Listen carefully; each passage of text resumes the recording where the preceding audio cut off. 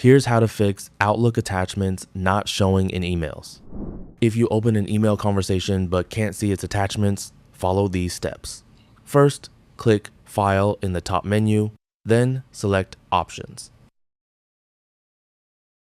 From the left panel, click Trust Center, then choose Trust Center Settings. Here, open Attachment Handling and make sure Turn Off Attachment Preview is unchecked.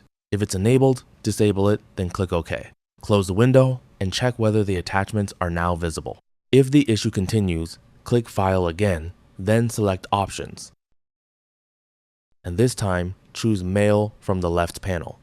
Under Compose Messages in this format, change the setting to HTML, then click OK. Now, check the email again to see if the attachments are showing. If you still can't find the attachments, right-click the email, select Find Related, and then choose Messages in this conversation. Outlook will display all emails from that conversation. Open the relevant email, and you should be able to locate the attachment there. And that's it. That's all for this video. Thanks.